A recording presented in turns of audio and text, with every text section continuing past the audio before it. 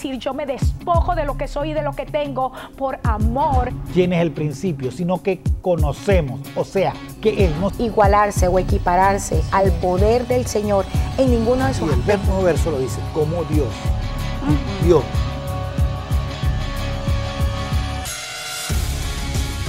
Gracias al Señor por dejarnos entrar nuevamente a tu hogar. Queremos bendecirte en este día y proclamar que la gloria de nuestro Dios reposa sobre ti y sobre tu familia en este día de una manera muy especial.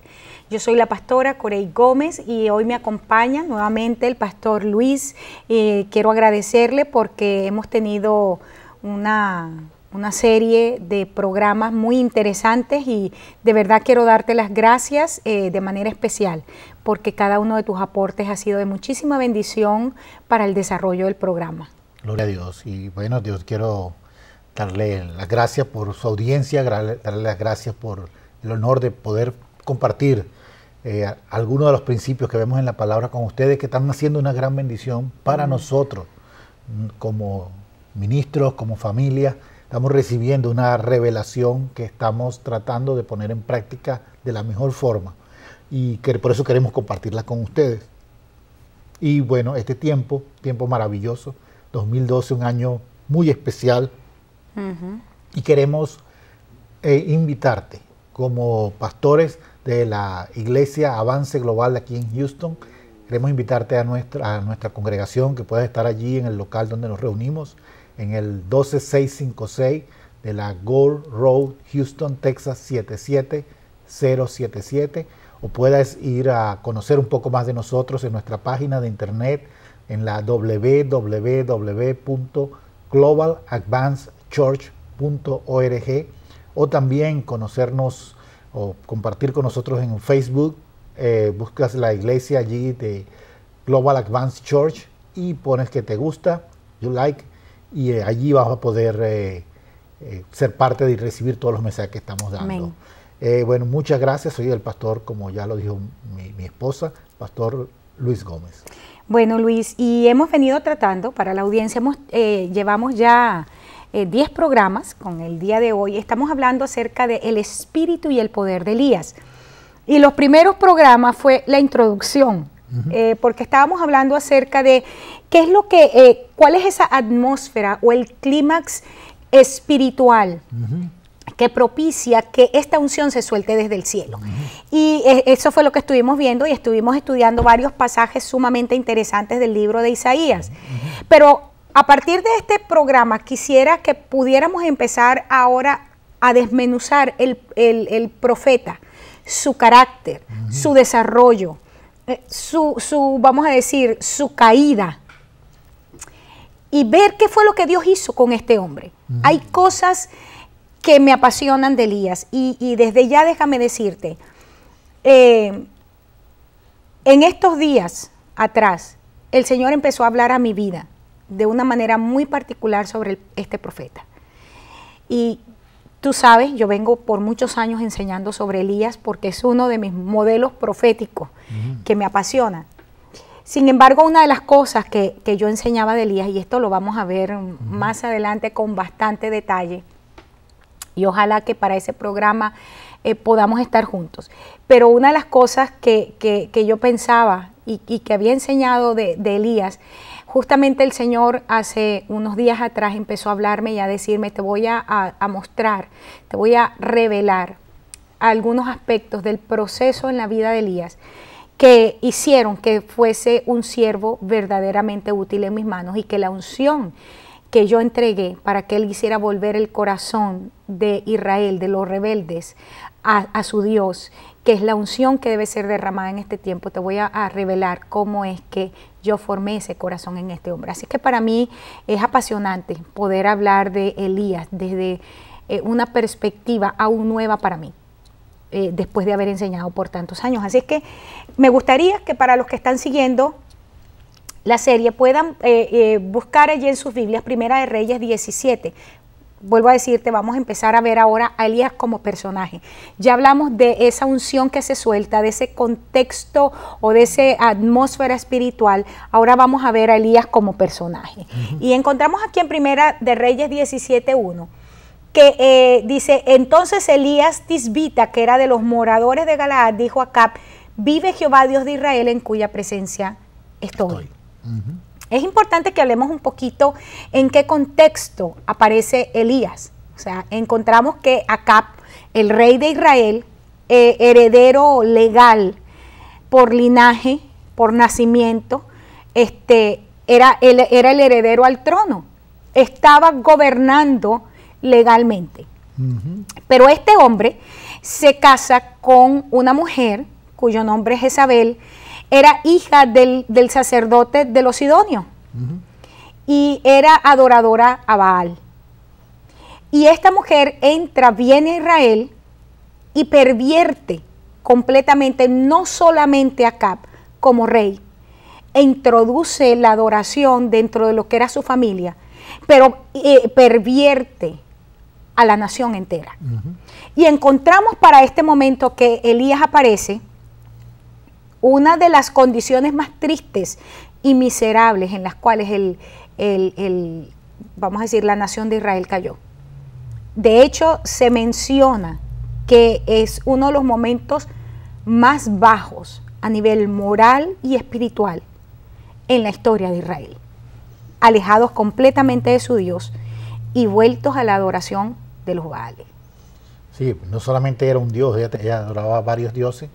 Entre ellas había ciertos dioses específicos de los sidonios. Ya en algunos programas trabajamos con estos dioses que incluían sacrificios de niños, lo que en el día de hoy vemos con los abortos o las leyes pro aborto que existen alrededor de las diferentes naciones, incluyendo esta, y las leyes en pro de la libertinaje o la tolerancia sexual que se está refiriendo, cuando sabemos que eran otros dioses que estaban desenfrenando el pueblo a este tipo de costumbres, como bien la palabra lo dice, paganas, que simplemente nos alejan de la vida de Dios y nos alejan de la voluntad de Dios para este mundo, que es venga tu reino. Es interesante y es importante poder establecer el contexto, Luis, para que la gente pueda ver la similitud.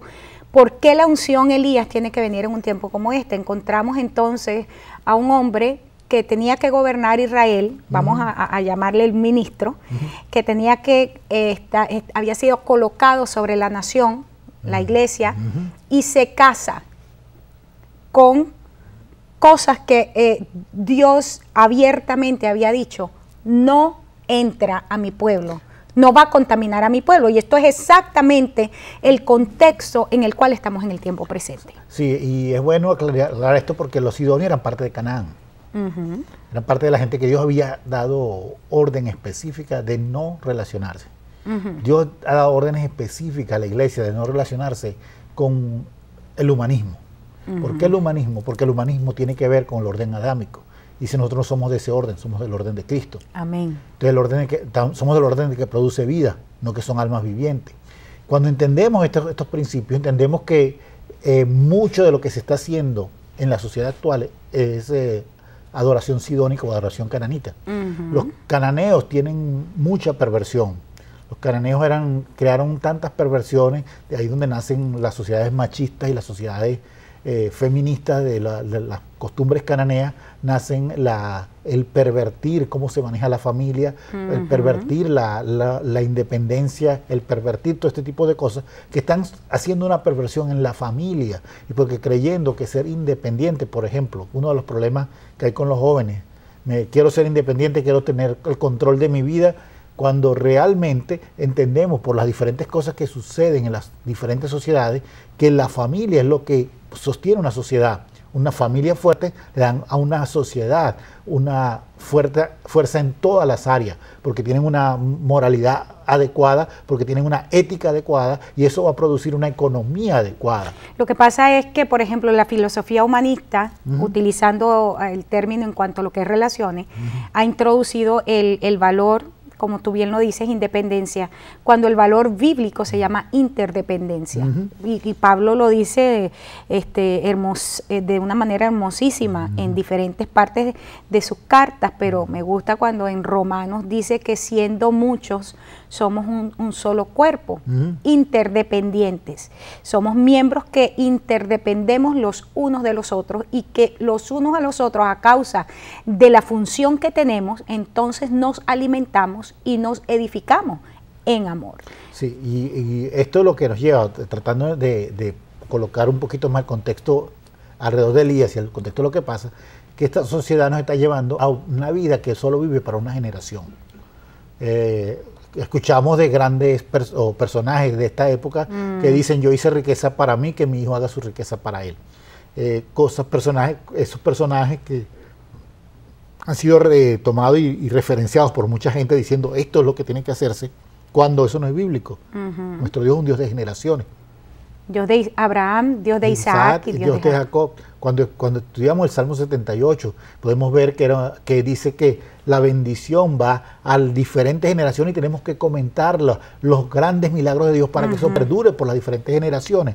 Entonces, Elías estaba viendo una degeneración total de los planteamientos divinos dentro del pueblo de Israel, que simboliza el pueblo, la iglesia o los de la iglesia que está gobernando con Dios, y que eso estaba pervirtiendo lo que debía influenciar a las otras naciones y estaba permitiendo que se permeara dentro de las prácticas de la iglesia las prácticas de los sidonios o las prácticas de los cananitas. Y era por eso que en las mismas sinagogas, los mismos templos judíos, se hacían prácticas demoníacas, se hacían altares a Baal, porque la misma Jezabel había permitido todo esto. Lo había introducido. Lo introdujo como, bueno, ¿por qué no hacer esto? Y por eso muy fácilmente, cuando ella ve lo que está sucediendo con Elías, ella llama a un ayuno. Ella dice: bueno, vamos a ayunar, vamos a tener una actividad religiosa, porque no puede ser que este hombre venga a destruir todas las prácticas que nos están dando tanto éxito, que nos están permitiendo tener tanta popularidad dentro del pueblo, porque ahora toda la iglesia ha crecido mucho. La iglesia sí eran, y lo estoy poniendo en unos términos que parezca a lo que es hoy en día, que decimos: oh no, esto es muy bueno porque la iglesia está creciendo. Y eso y la gente está contenta. La gente está contenta, y realmente lo que están extrayendo una destrucción, porque la vida de Dios se está yendo. Y están así que hemos visto estrategias que no quiero nombrarlas porque no quiero parecer que estoy en contra de ellas, pero que no son lo que Dios está llamando a una congregación, pero la adoptamos porque alguien nos dice: esta estrategia es buenísima y nos da el crecimiento a la gente de lo que en otras iglesias se logran en 5 o 6 años, se logran en menos de un año, en 9 meses, cosas que no son ciertas, porque no hay forma de que podamos quitar el proceso de Dios en nuestras vidas. Y suponiendo que sea verdad, no es lo que Dios te está dando a ti. Ahora, volviendo aquí, sabes que me gusta el hecho, volviendo a colocar en contexto, el hecho de por qué aparece Elías. Sabes que me llama mucho la atención. El nombre Elías significa: mi Dios es Jehová. O sea, Jehová es mi Dios en medio de una sociedad que tenía ahora a los Baales como dioses, y dentro de sus dioses estaba el Jehová de Israel, que conocían por nombre y que conocían porque la historia había pasado de abuelos a padres y de padres a hijos, pero que su corazón estaba lejos de ellos. Y viene este hombre con su nombre declarando la verdad que Dios quería establecer en ese tiempo. Y no es casualidad que esta es la unción que está siendo derramada para los últimos tiempos. Una generación ungida por Dios en un contexto de prostitución espiritual, donde nuestros templos son templos donde se levanta adoración a los Baales, donde entonces una generación radical, una generación ungida, una generación comprometida solamente con su Dios, con su nombre, con un nombre que recibe del cielo: mi Dios es Jehová. Y me gusta el hecho de que dice que es tisbita. ¿Sabes qué? Hay muchísimas teorías sobre de dónde viene Elías. Y de hecho, se dice, bueno, es que no se conoce su genealogía, no se conoce de dónde proviene. Y todos los estudiosos, todos los escolásticos que han tratado de estudiar, simplemente dicen, bueno, es que unos dicen que es que pertenecía a parte de Neftalí, otros dicen que esa tierra era parte de las montañas rocosas que estaban al este del Jordán. Estudiando, es que me gusta leer todos los comentarios, me encontré varios comentaristas que coinciden que cuando la Biblia dice que es la tierra de Galaad que está al este del Jordán, dice que esa parte del este del Jordán era árabe. Lo que sí es cierto es que, sea o no sea cierto, el que Elías no era de la tierra de Israel, sino que era ismaelita. Y esto a mí me llamó mucho la atención ese comentario, pero no quiero darlo por cierto porque todas estas son teorías. Cualquier cosa que se diga de dónde viene Elías no hay certeza. Ajá. Pero lo que sí es cierto y no tiene discusión es que la palabra tisbita significa extraño. Ya Elías en sí mismo, en el contexto en el cual aparece, era extraño. Su vestimenta, su apariencia, su dieta, lo que hablaba y cómo la hablaba, todo era completamente extraño para la generación que estaba presente. O para ponerle una terminología que nos pegue un poquito más, era extranjero a los que estaban allí, sus costumbres. Eran alien. Era un extraño, que me gusta esto porque mucha gente realmente nos ve como extraños, que en medio de la situación más compleja podamos decirle el Señor tiene el control. Amén. Que en la situación más difícil podamos decir el Señor nos va a alimentar a pesar de todo esto. Y porque la fe no es que niega las circunstancias, pero sino que se centra en el poder de Dios. Amén. La fe no está diciendo no hay un problema, la fe está diciendo en este problema Dios va a mostrar su gloria. Amén. Y eso nos hace extraños. Sí, entonces mucha gente dice, bueno, ¿cómo es que con el problema que tiene, con la situación tan grande que tiene, y sigue siendo feliz, sigue manteniendo la cabeza erguida, no se cae? ¿Cómo es esto? Porque son gente extraña. Sabes que viéndolo desde esa perspectiva, cómo es que irrumpe en ese contexto este hombre de Dios poderosísimo, con un carácter, porque esto lo vamos a ver a lo largo del estudio de Elías, el carácter de Elías, wow, era lo que se llama en el Nuevo Testamento los hijos del trueno, el hijo del trueno, o sea, un hombre que tuvo y podemos ver la manifestación de su carácter en el estilo de milagros. Tener, Luis, como digo yo, los pantalones para pararse frente al rey y decirle, por mi palabra no llueve, se cierran los cielos, sobre toda una nación, sobre las naciones circunvecinas, y eso lo podemos ver después más adelante dentro de los milagros cuando él llega justamente a la viuda Sidonia, que el hambre había afectado a un Samaria, y esa mujer iba a preparar su última comida para ella y para su hijo para después morirse. Pero tener la valentía de pararse frente al gobernante y decir, ahora por mi declaración se cierran los cielos. Y pensar, cuando estaba estudiando esto, yo decía, Señor, esta es la unción que tú quieres derramar en este tiempo, que nosotros nos podamos parar delante de los gobernantes que tienen prácticas abiertamente en contra de la Biblia, en contra de los principios de Dios, y que le digamos, por la palabra de la iglesia se cierra la lluvia en esta ciudad, hasta que tú nos reconozcas quién es el verdadero Dios. O sea, esto es lo que Dios quiere traer en un tiempo como este. Y por eso, más adelante lo vamos a ver, él le dice, tú estás perturbando a Israel. Sí, es lo que quiero seguirlo enfocando al contexto del día de hoy, porque hoy, en el día de hoy muchos pastores en diferentes partes del mundo están simplemente entrando en cierta alianza con los gobernantes para que los gobernantes le tengan tolerancia con la iglesia, y ellos van a tener tolerancia con las políticas gubernamentales, lo cual nos hace simplemente un pacto medio extraño, porque Dios no nos ha mandado a hacer pactos de ese estilo, aunque somos embajadores, y el pacto que Dios está diciendo es, te somete, porque nosotros somos un pueblo que está trayendo el reino de Dios a esta tierra. Cuando entendemos esa perspectiva, entendemos que Elías pudo mostrar, porque esta es la unción, a cada gobernante Y vemos que esa es la unción porque no solamente habla con Acab, él recibe la orden de colocar a Jehú como rey, que al final es el rey. Este rey es el que mata o el que extermina completamente a Jezabel. También profetiza sobre Ocosías. Ocosías, vemos que él empieza a dar palabras sobre gobernantes. Hoy en día a la gente le gusta mucho a los profetas que dan palabras muy específicas para te va a ir bien. O las mañana cosas te vas a comprar un Lexus. Sí, mañana te vas a comprar el carro que quieres, o vas a tener la novia que quieres, o te vas a agarrar esto. Cuando Dios nos está diciendo, hay algo que yo quiero más relevante, que es que la iglesia pueda determinar lo que yo estoy haciendo y decretarlo sobre esta tierra. Me gusta mucho porque esto tiene que ver con lo que decían en Hechos, que esos que vienen y trastornan las ciudades. Amén. Elías fue uno que cuando llegó trastornó a Israel.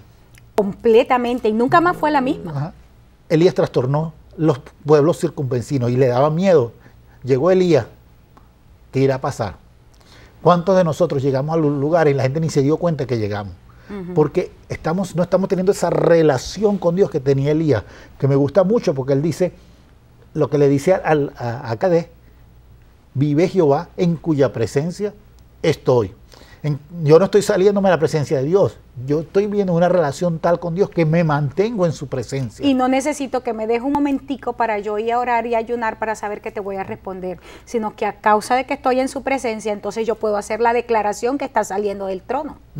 Y es ahí donde nuestra palabra se convierte en la palabra de Dios, y cuando la soltamos trae el poder creativo de la palabra de Dios, porque no es nuestra palabra en sí misma, es la palabra de Dios, es la palabra ungida de Dios que sale a través de nuestra boca, porque ahí hacemos lo que dice Jeremías, que nos convertimos en la boca de Dios.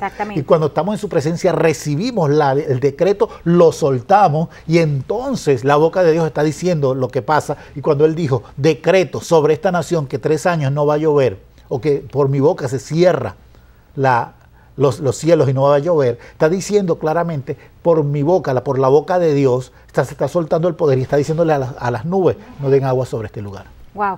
Ahora, fíjate que volviendo aquí a la parte de, ay, no puede ser que ya el tiempo ya casi se fue y no hemos tratado ni el primer punto. Pero mirando aquí, volviendo a ver el carácter de los milagros, o mejor dicho, la naturaleza de los milagros que son hechos por mano de Elías, y esto manifiesta su carácter. Te decía, lo primero que hace es, por mi palabra no llueve, pero después se va a la casa de la viuda y le dice así, tan fuerte, prepárame la comida a mí, y después tú vas a comer y no va a faltar. Elías no titubeaba, y después se muere el hijo y entonces viene y lo resucita. Pero ¿sabes? Uno de los que me llamó la atención, pasando cuando el sacrificio fue consumido, Luis, cuando los soldados, las compañías de 50, eran exterminadas por el fuego, cuando lo estaban buscando, y dice que vino primero una compañía de 50, eso está en Segunda de Reyes 1:10, y dice que el capitán de los 50 le dice, ¿eres tú el varón de Dios? Entonces él respondía siempre, si yo soy varón de Dios, si yo soy el hombre de Dios, si yo soy el profeta de Dios, entonces que venga el fuego del cielo y los queme. Y bajaba el fuego y los quemaba. Vuelve a decir en el verso 12, ahí dice, volvió a pasar por segunda vez.